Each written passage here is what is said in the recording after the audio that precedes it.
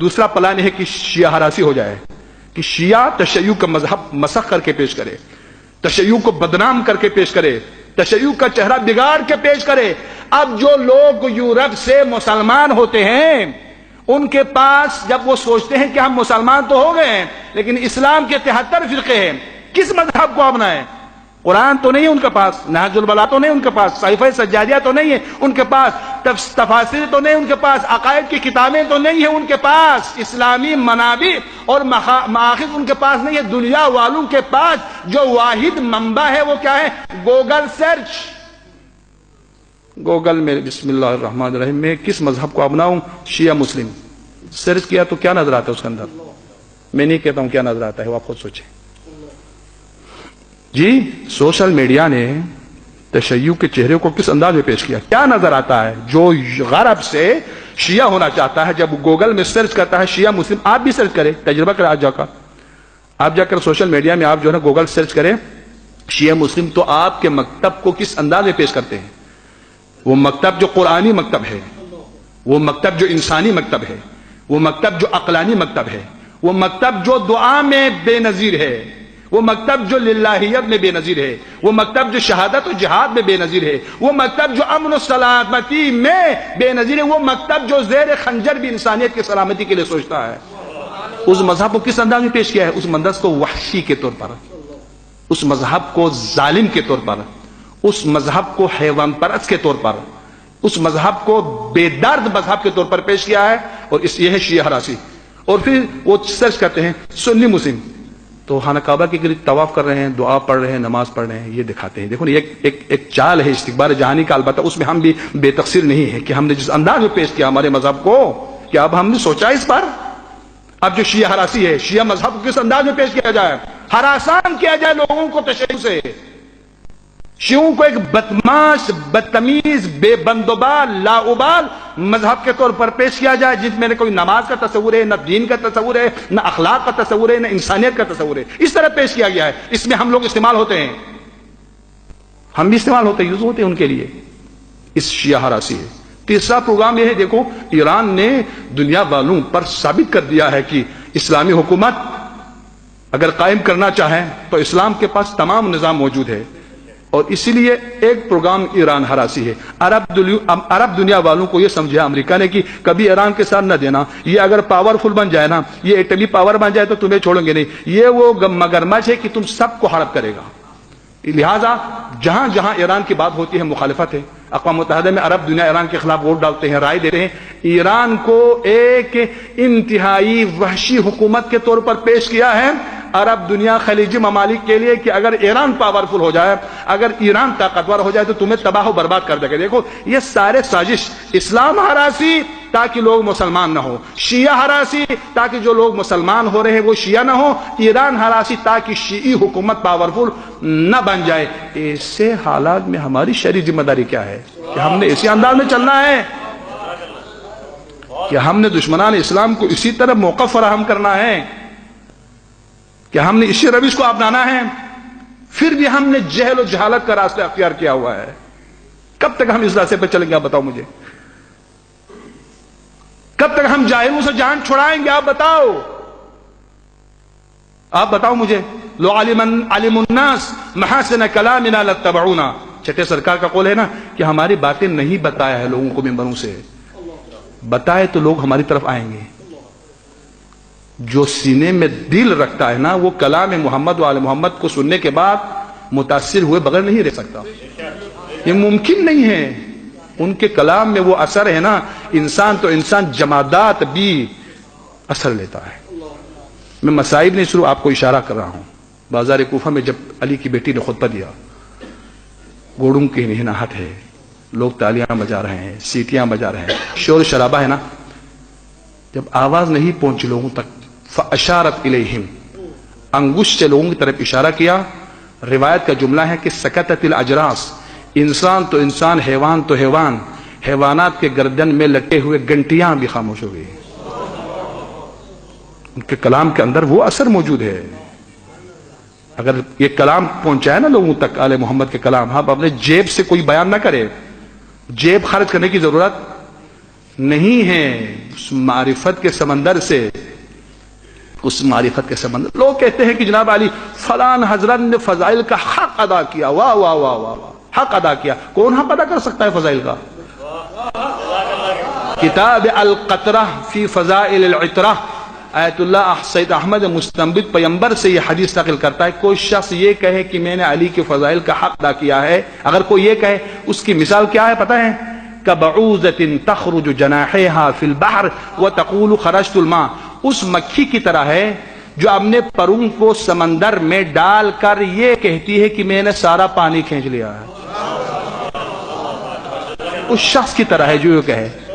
کوئی حق ادا کر سکتے ہیں؟ فضائل امیر المومنین، کیا خوب کہا کسی نے. در خیبر کو اکھاڑنا یہ فضیلت ضرور ہے. ہم وہ فضائل بیان کرتے ہیں جنہیں ہمیں نہیں کرنا ہے جی، چونکہ در خیبر تو کوئی اکھاڑ نہیں سکتا نا. وہ کام جس کو ہم نے نہیں کرنا ہو اس کو بیان کرتا ہے، جو ہمیں کرنے کی وہ بیان نہیں ہوتے جی. جو جزدہ کہتا ہے کہ در خیبر کو اکھاڑنا اتنی فضیلت نہیں ہے. فضیلت وہ ہے کہ 24 گھنٹے میں 1000 رکعت نماز بجا لائے. یہ کسی کے بس میں ہے؟ یہ کسی کے بس میں ہے؟ معمولی پیسہ جیب میں آنے کے بعد ہم تو فرعون بنتا ہے. اسلامی حکومت کا رسمی حاکم اور حکمران، سلطنت اسلامی کا بادشاہ، خلیفۃ المسلمین، 19 رمضان کو جب افطاری پیش کیا جاتا ہے تو جناب ام کلثوم سے فرماتے ہیں بیٹی کبھی 2 سالن کو بیگ وقت میں نے استعمال نہیں کیا ہے، نمک اور جو کی روٹی کو رہنے دے، دودھ اٹھا دیا جائے. یہ ہے امیر المومنین. اس پہلو کو ہم نے کبھی سوچا ہے؟ اس پر سوچا ہے؟ علی کے نمازوں کے بارے میں سوچا ہے؟ علی کے اخلاق کے بارے میں سوچا ہے؟ علی کے کرامت نفسی کے بارے میں ہم نے سوچا ہے؟ جو ہمیں کرنا ہے کچھ قریب ہونا ہے نا. ہم کر تو نہیں سکتے 1000 رکعت نماز ہم نہیں کر سکتے ہیں، لیکن کچھ قریب تو آ جائے امیر المومنین کے. صرف خیبر و خندق رکھتے رہیں، یہ ان کے ذاتی فضائل ہے. ذاتی فضائل جو ان کے ذوات مقدسہ سے مربوط اور منسوب ہے، وہ فضائل جس کا حصہ ہمیں بھی ملے گا. علی کے نمازوں سے ہمیں حصہ ملے گا جی. علی 1000 رکعت نماز بجا لاتے تو ہم حد اقل واجب تو ترک نہ کریں. یہ فضیلت امیر المومنین، اس پہلو پر ہم نے سوچا نہیں ہے، اس پہلو پر ہم نے غور نہیں کیا ہے. اس پہلو پر کبھی مولا نے کہا کہ میری طرح در خیبر اکھاڑو؟ کبھی کہا ہے مولا نے میری طرح امر انتر کو زیر کرو؟ کبھی فرمایا مولا نے؟ چونکہ ہم وہ کر نہیں سکتے. لیکن جو ہمارے لیے فرمائے وہ کیا ہے؟ 1000 کی آبادی میں میرا ایک شیعہ رہتا ہو، فرماتے اس کو تقوی اور علم میں ان سب سے افضل ہونا چاہیے. ہے 1000 کی آبادی میں ایک شیعہ رہتا ہو، وہ سب سے زیادہ نمازی، سب سے زیادہ قاری قرآن، سب سے زیادہ متقی، سب سے زیادہ عالم ہے. آپ بتاؤ نہیں ہے؟ اس سے آگے بڑھوں، اس حدیث کو پڑھنے کے بعد رات بھر روئے تو تب بھی کم ہے. امام معصوم کا فرمان ہے وہ وقت آنے والا ہے کہ ہم میں سے کوئی ظاہری دنیا میں تمہارے درمیان نہیں ہوں گے. اس وقت اس طرح رہو کہ تمہیں دیکھ کر لوگ ہمیں یاد کریں. ہمیں دیکھ کر آل محمد کو یاد کرتے ہیں لوگ. ہماری امانت، ہماری دیانت، ہمارا تقوی، ہمارا علم، ہمارا جہاد، ہمارا پاک تینتی، نیک نیتی، سب دیکھ کر کیا لوگ آل محمد کو یاد کرتے ہیں؟ تو باپ کو ممبروں سے نہیں بتایا ہے نا. جاہلانہ باتیں سننے کے عادی ہیں ہم. میں بعض اوقات مزاق کرتا ہوں کہ محرم الحرام یعنی شہادت امام حسین محرم میں واقع ہوئے ہیں. اگر فرضاً رمضان میں واقع ہوتے اکثر علامہ حضرات کے جو ہے نا روزے خراب ہو جاتے اور کفارہ ان پر واجب ہوتا. چونکہ جھوٹ کا نسبت دینا ان کے ساتھ کفارہ ہے. کفارہ روزہ بھی خراب ہے. ایسے باتیں میں مرو سے کریں جس میں نہ قرآن سے کوئی مربوط ہے، نہ حدیث سے کوئی ربط ہے، نہ کلام معصومین سے کوئی ربط ہے، نہ اس کی کوئی وثاقت ہے، نہ اتھینٹک ہے، کچھ بھی نہیں ہے، اور آپ واہ کہہ رہے ہیں. میں تو یہ کہتا ہوں کہ ہمارا معاشرہ اس منزل پر آیا ہوا ہے نا، فرضاً یزید بھی منبر پر آ کے فضائل آل محمد پڑھے تو سب کہیں گے واہ واہ. یزید بھی آ کر مسائل پڑھے تو روئیں گے. آپ تو چسکا لینے کے لیے آئے ہوئے نا، مزہ لینے کے لیے آئے ہوئے. بڑا مزہ آیا جی. بھئی نتیجہ آپ کو کیا ملا؟ کچھ نہیں. بہت مزہ آیا، بہت مزہ آیا آپ کو. اب مزہ لینے کے لیے آتے ہیں. اس مجلس میں، اس محفل میں آؤ انسان بننے کے لیے. انسان بن کے جاؤ، حیات طیبہ لے کے جاؤ، دل کو آباد کر کے جاؤ، علم کا لقمہ لے کے جاؤ. کیا کیا اسارت اہل بیت نے؟ بس تمام کر رہا ہوں. اپنے غم کی داستان سناتے رہے صرف اہل بیت اطہار علیہ السلام. ہادی انسانیت ہے. خطبہ امام سجاد کا پڑھے. میں نے کہا نا، اشارہ دیا مولا نے، جو خطیب کرائے کا خطیب پیسوں پر بولنے والا خطیب، اس کو لایا تھا تاکہ امام حسین علیہ السلام کی اس عظیم تحریک اور آل محمد کے خلاف تقریر کرے. کیا تقریر اس نے؟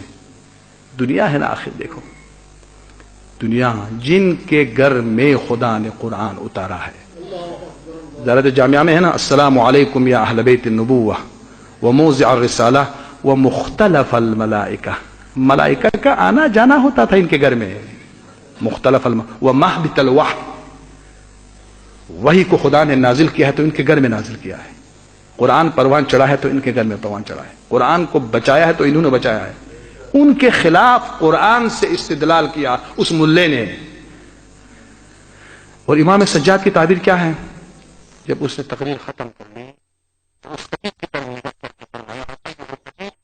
اشتریت سخط الخالق برضا المخلوق.